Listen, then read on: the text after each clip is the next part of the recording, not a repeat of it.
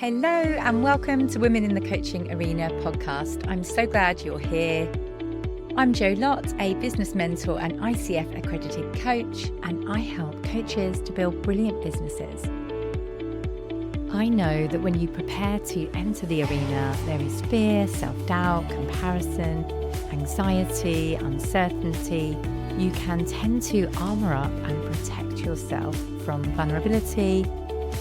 In this podcast, I'll be sharing honest, not hype, practical and emotional tools to support you to make the difference that you're here for. Dare greatly, you belong in this arena. Hello, welcome to the 91st episode of Women in the Coaching Arena. I am so glad you are here. I want to start by thanking you for rating and reviewing the podcast. It has had a huge impact because I am now number 4 in the podcast marketing charts, which is crazy considering there are huge people like Amy Porterfield and I'm ahead of Gary Vee by several steps. So thank you so much for rating and reviewing. I am reading them all right now and I am so grateful. Today I am covering how to handle your finances as a coach. And I am covering this from a very different perspective than the expert perspective that I usually speak from in this podcast, because I will admit that finances is my least favourite topic. I have been stuck with limiting beliefs about not liking things like that I am working through. So I'm really excited to have hired a finance coach who I started with yesterday. And I'm already seeing that it's a bit like when I first had my Kartra portal, which is where I host my course and send all my emails from. I absolutely hated logging in because I didn't know how to use it and it felt really techy and complicated. So I would honestly be hyperventilating before logging in to send an email to you. And now I know how to use it and it's fine. So my finance coach assures me that by the end of our 12 weeks together, I will enjoy my finances. And I can really already see that by understanding more, we enjoy things more. So excited to share with you today my learnings, because this week in my Business of Coaching group, I had a former client, Anja Lanksh, run a workshop for us about finances. So I wanted to share my insights from that workshop.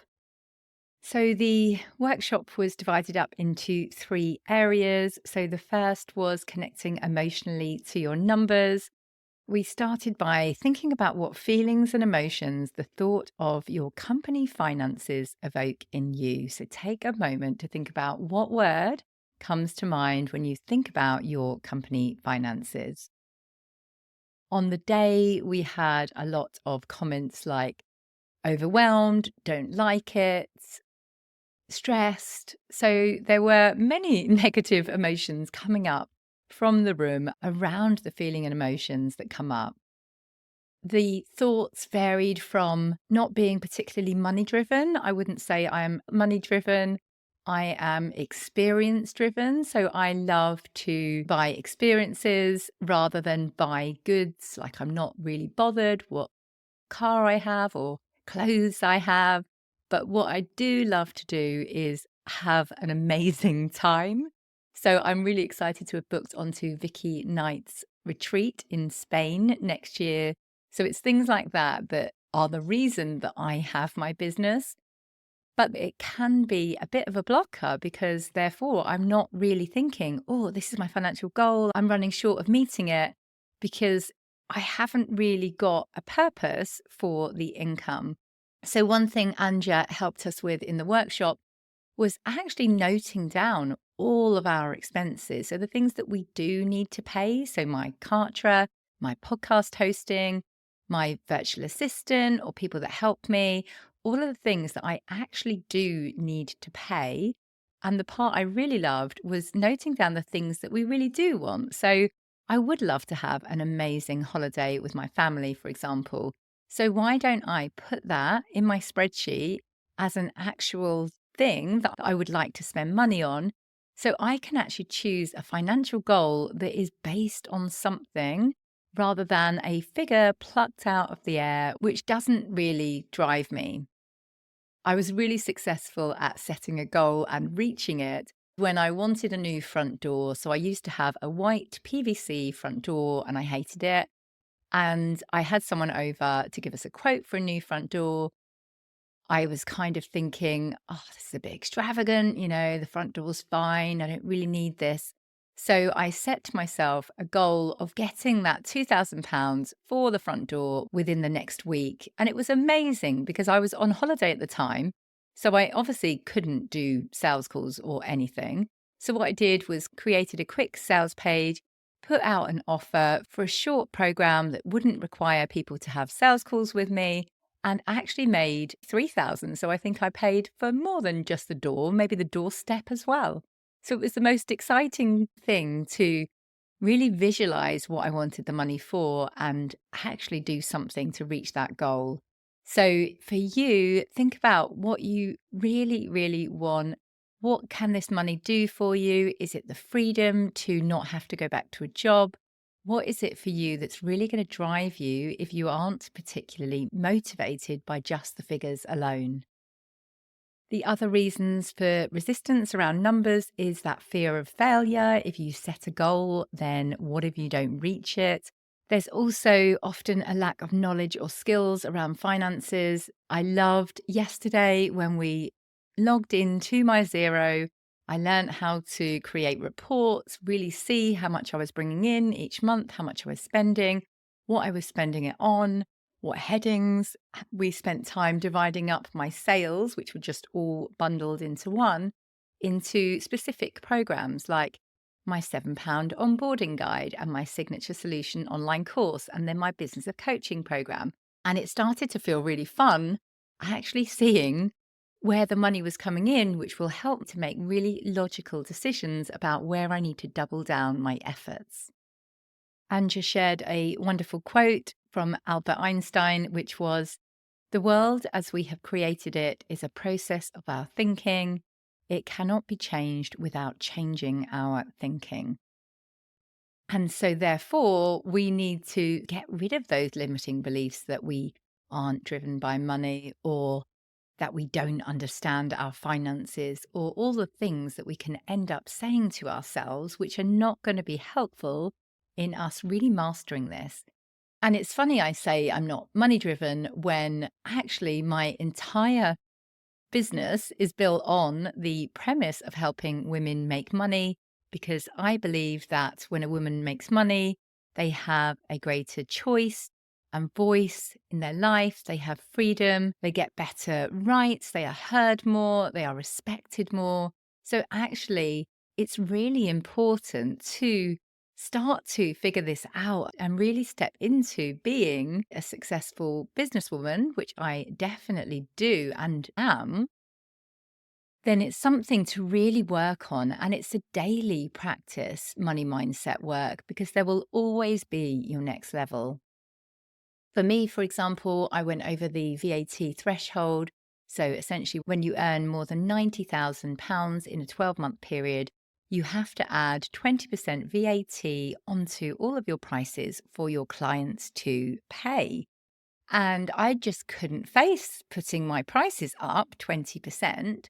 So for a really long time, I have been paying my clients VAT. It's not something that the organization pays, it's the consumer that pays VAT. But because of my own money mindset beliefs that a 20% rise out of the blue was too much, I stayed there for a really long time and paid that 20% for others. I have now become accustomed to that price jumping up by 20%, and I have added that VAT now on all of my prices. And surprise, surprise, people are still buying. I'm making just as many sales as I was before. So it's interesting that actually it was all in my mind. And therefore, the world was a product of my thinking. I was holding myself back. I could have put those prices up many, many months ago and saved myself probably £12,000 that I paid out of my own income to ensure that my clients didn't have to pay their own VAT. This limited thinking has really held me back. Have a think about where it's holding you back in your business. What are your stories about money? How did your earliest memories of money shape your later beliefs? How do you feel when you communicate the cost of your services to a new client? There were so many great questions Anja asked us on the day to really help us get underneath these feelings that can really limit you in your business. Anja covered the CBT cognitive triangle so that our emotions, thoughts, and behavior are all interlinked. Just like I have said, my thinking was no one will ever buy again if I put my prices up by 20%. Therefore, I felt anxious. Therefore, my behavior meant that I pretended I was too busy to go into my site and figure out how to add VAT, which led to the result that I essentially am down £12,000 in VAT. So, really think about what your beliefs are around money. I think the most dangerous ones I have seen from clients' perspective is, oh, it's okay. My husband earns loads of money, so I don't need to do this. And what happens is they don't do it. Therefore, they go out of business and they don't get to do the work that they are here for. So, a lot of the time, I love to think about Taylor Swift doesn't need to show up in Wembley because she is already a billionaire, but she chooses to do that because she has a talent and wants to motivate, inspire people, and use her God given talents in this world.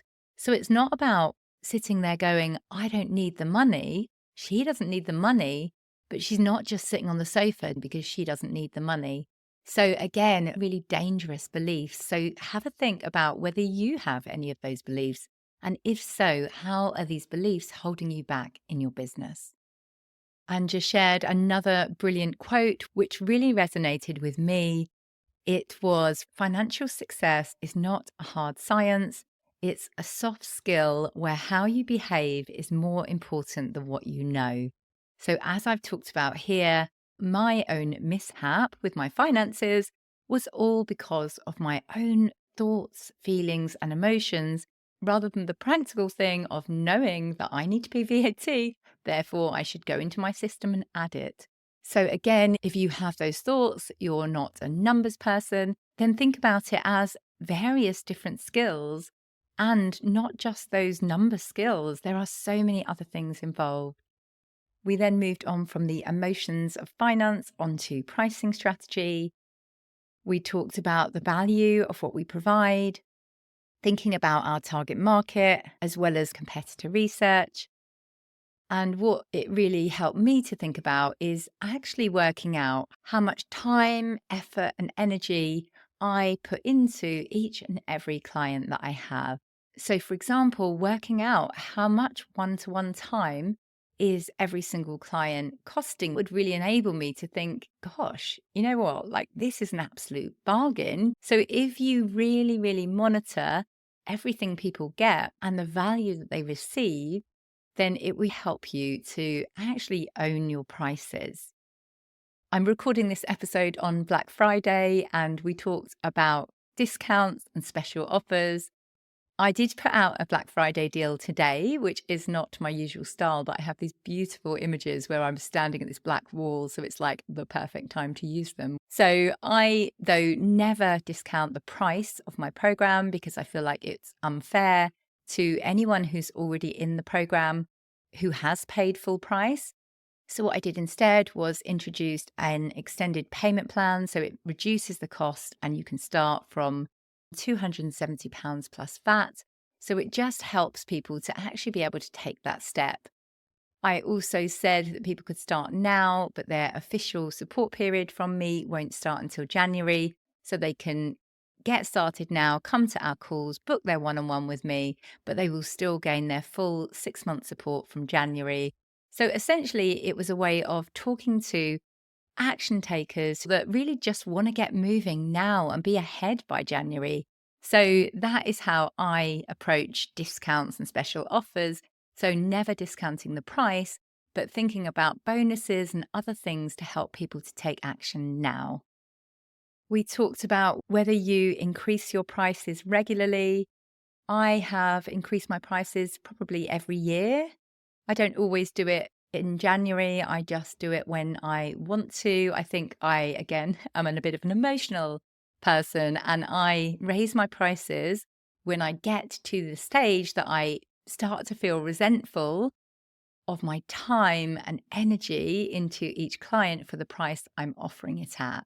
I believe that buying a service is an energy exchange, and I literally feel it in my body, my mind, my soul when that energy exchange is off.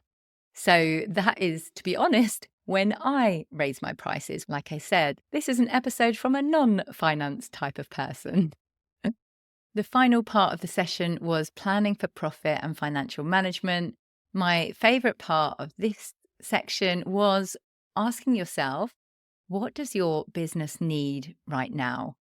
And I love that, because if I had have asked myself that question, what does my business need right now? My business needs that the clients pay the VAT that the tax man has put on. That is what my business needed. But I let my emotions get in the way of like, "Oh, they're going to be paying me." No, they're not paying me. They're paying the tax man. If at that period I'd have been able to ask myself that question that Anja asked us on the day, what does my business need right now?